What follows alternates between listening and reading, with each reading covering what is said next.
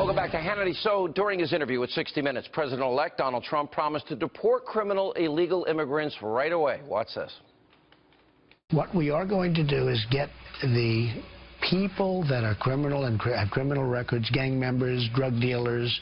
We have a lot of these people, probably 2 million, it could even be 3 million. We're getting them out of our country or we're going to incarcerate. But we're getting them out of our country. They're here illegally. Now, not everyone is happy with Mr. Trump's plan. As the Washington Times reported yesterday, some immigration advocates are calling on President Obama to pardon a large, massive group of illegals. The Times writes, quote, illegal immigrants are preparing to ask the President Obama, to pardon some 750,000, quote, dreamers, saying such a move is their last best hope to stave off what they fear. So is there going to be a wave of deportations once Donald Trump takes office? And now some universities are reportedly, they're facing pressure from students and professors to become illegal immigrant sanctuaries. Joining us now with reaction, the host of Justice, Judge Jeanine Pirro, and the author of Defeating Jihad, Dr. Sebastian Gorka. Let's talk legally. Okay, if Ram Rambo Deadfish, if San Francisco, if Comrade de Blasio, all these people defy the law of the United States, and they say, we're not going to listen to the president, we're not going to follow federal law, are they aiding and abetting? Are they themselves committing a crime?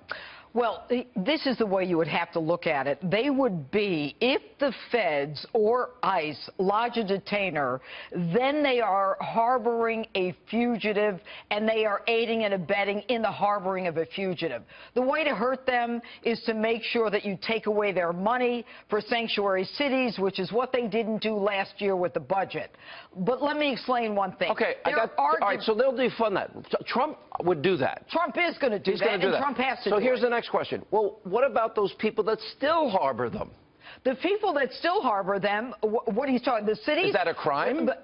I'm not sure, because the feds cannot force the locals to do their job for them. It's a commandeering clause as interpreted by the courts. What if they pull somebody over and they know that person's illegal and they let them go?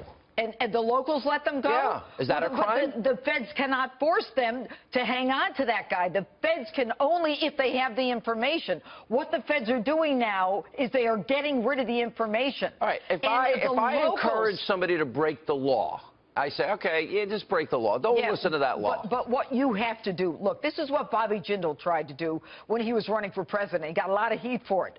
You have got to actually and have an overt act in furtherance of the crime to be part of the conspiracy. Here's the bottom line. This is a fallacy. A chief of police like Beck has an obligation to protect his citizens. A sanctuary city is allowing criminal illegals to run rampant. And his claim that he is protecting them and creating a back and forth with the illegals. No, what he's doing is he's allowing criminals to run rampant and victimizing the illegals. I know, I was a DA. What you're doing is you're allowing the illegal criminals to victimize the illegals who aren't criminals. All right, let me go to Sebastian Gorka.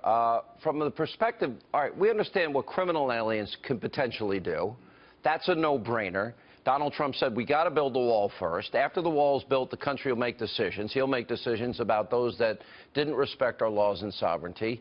Isn't the bigger issue about borders, though, the security issue that you're dealing with?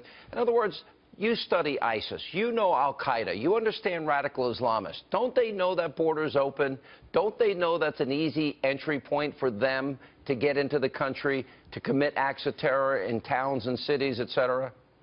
They don't just know that, Sean. They actually have been exploiting it. We associate Judicial Watch here in D.C. with the amazing work of Tom Fitton and Chris Farrell on Servergate.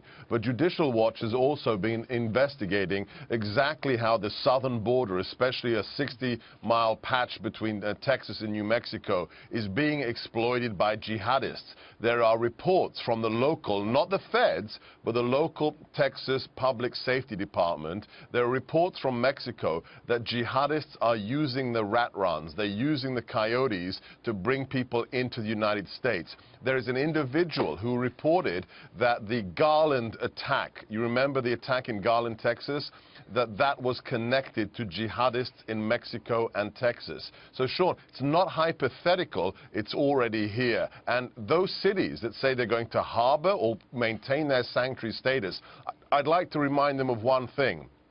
Donald Trump won this election mostly on a platform of law and order. Clearly, they still don't understand what happened last Tuesday in America.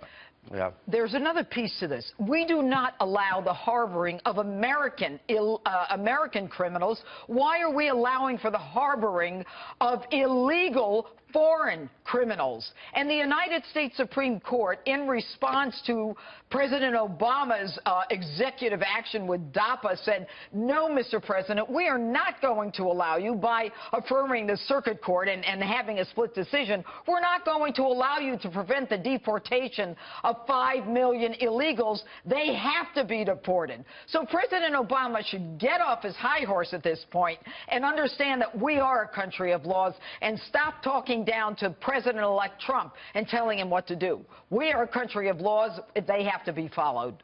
All right, guys, good to see you both. Thank you. And very important questions that will be coming up. This is going to be a big fight.